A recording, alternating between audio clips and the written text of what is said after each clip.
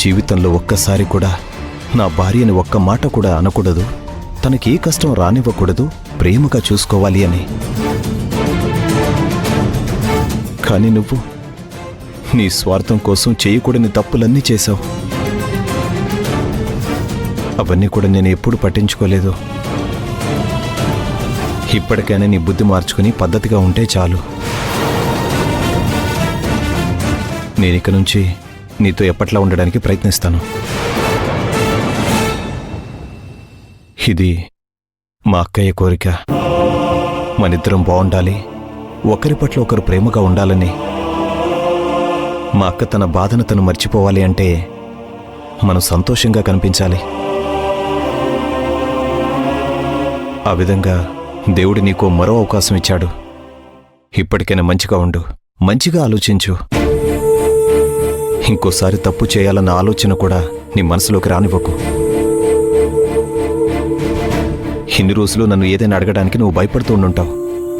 ఇక నుంచి ఆ భయం అవసరం లేదు. నీకెప్పుడు ఏం కావాలన్నా నన్ను అడుగు. భర్తగా నీకు ఏం కావాలన్నా తీసివ్వడానికి నేనున్నాను.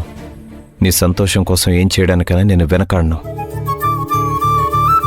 అలాగే ఇంటి కోడలిగా ఈ ఇంటి గౌరవం నిలబడేలా చేయడానికి నువ్వు కూడా ప్రయత్నించు.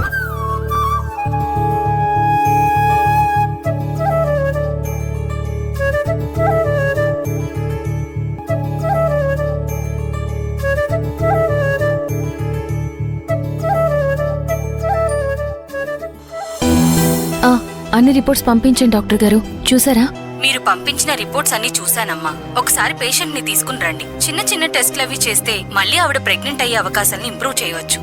సరే, థ్యాంక్ యూ డాక్టర్. తప్పకుండా తీసుకొస్తాను. Thank you.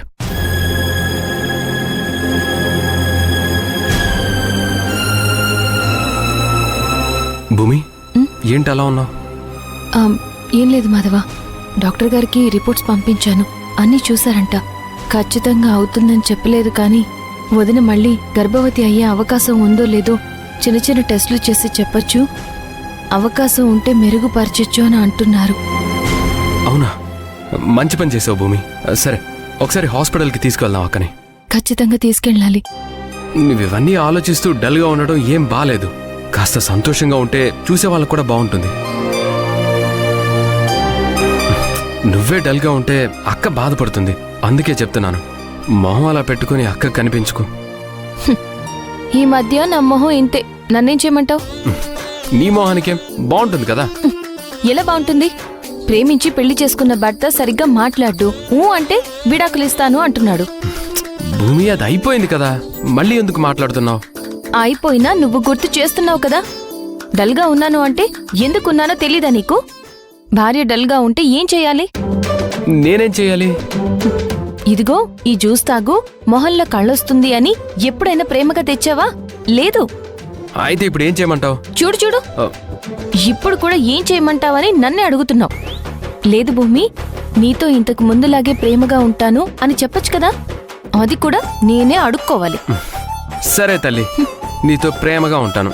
నువ్వేం చెప్పినా వింటాను. అంత బలవంతంగా చెప్పడం ఎందుకులే. ఎలా చెప్పాలి? నవ్వుతూ ప్రేమగా దగ్గరికి తీసుకుని చెప్పాలి. నాలో అంత నటుడు లేడులే గాని నేను చెప్పగలిగింది ఇంతే. నన్ను వదిలే. నీకో దండం, నీ ప్రేమకో దండం.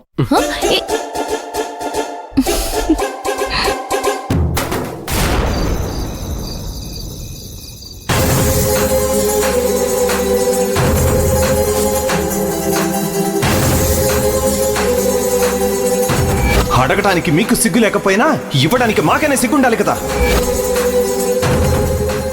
ఎట్టి పరిస్థితుల్లోనూ నా చెల్లెలు మీ ఇంటి కోడలుగా రాదు. నేను అప్పుడే చెప్పాను, ఇంత జరిగిన తర్వాత ఆ ఇంటికి వెళ్ళటం అవసరమా ఆలోచించి ఒకసారని చెప్పాను. విన్నావా? వెతుక్కుంటూ వెళ్ళి అవమానపడొచ్చావు.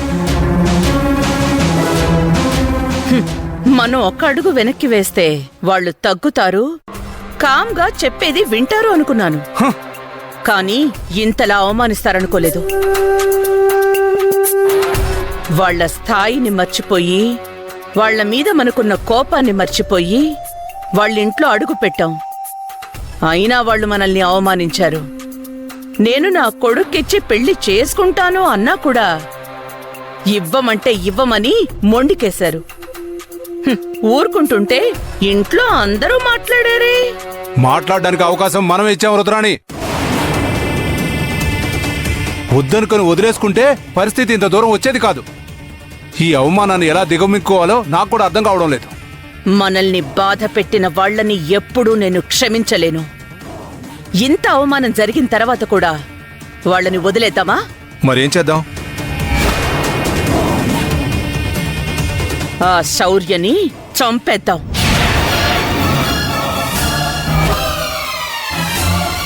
రుద్రాణి, ఏం మాట్లాడుతున్నావు? అదుంటేనే కదా దాని గురించి సిద్ధార్థ ఆలోచించేది, వాడు బాధపడి మనల్ని బాధ పెట్టేది. అసలు అదంటూ లేకపోతే 4 రోజులు బాధపడతాడు, ఏడుస్తాడు. నిదానంగా వాడే మర్చిపోతాడు. దాంతోపాటు దాని ఫ్యామిలీని కూడా లేపేయాలి. ఏం మాట్లాడుతున్నావు రుద్రాణి? చిన్న విషయాన్ని ఆల్రెడీ పెద్ద చేశావు, ఇంకా పెద్ద చేస్తున్నావు. గోటితో పోయేదాన్ని గొడ్డల దాకా తీసుకొస్తావా? శౌర్యకి ఏదైనా అయ్యిందంటే వాళ్ళకి మొదట అనుమానం వచ్చేది మనమేదే. వాళ్ళకే కాదు, ఎవరికైనా మొదట మన మీదనే అనుమానం వస్తుంది. మనం ఇలా వాళ్ళని రెచ్చగొట్టడం, ఆ రాఘవ్ గాడు మాధవ్ గాడు మన మీదకి రావడం మామూలైపోయింది.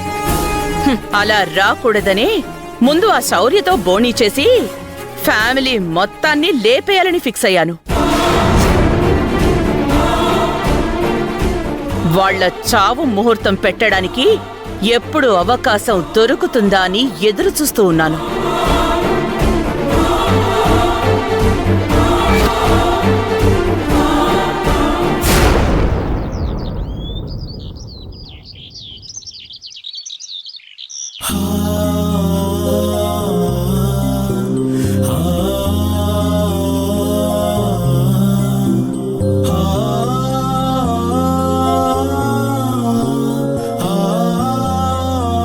వదినా, నేను రాను భూమి.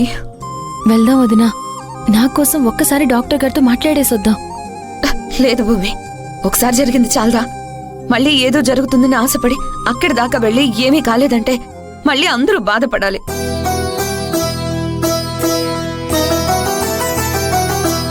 ఒకసారి ప్రయత్నిస్తే తప్పే ఉందక్క. ఆ రోజు లేదన్నారు, ఈరోజు అవకాశం ఉంటుందేమో అంటున్నారు.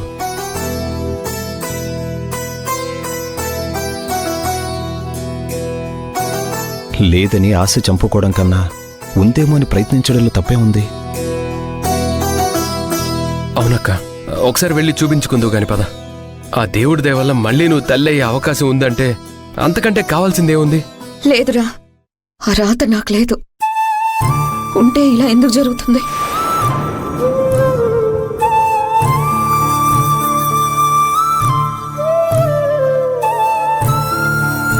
కనీసం బిడ్డ మొహం చూడకుండా, కళ్ళారా చూసుకోకుండా కడుపులోనే కరిగిపోయాడు కదరా.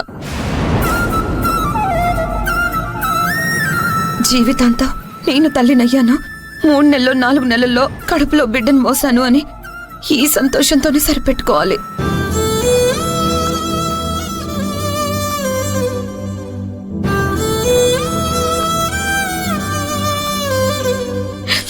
కడుపులోనే కరిగిపోయిన వాడి గుర్తులు ఇంకా ఉంటే ఈ జన్మకి వాటిని జాగ్రత్తగా దాచుకోవాలి. అంతకు మించి నేను తల్లినయ్యే అవకాశం లేదు, మరో బిడ్డని మోసే అవకాశం కూడా లేదు.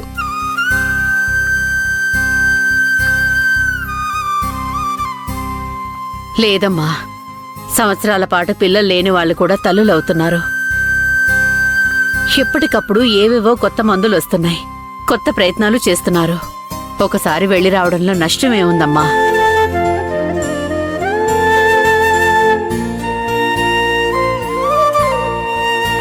మహా, బిడ్డ జ్ఞాపకాలని కడుపులో దాచుకున్నట్టు బిడ్డ లేడన్న బాధని గుండెల్లో దాచుకుని బతికేస్తావా?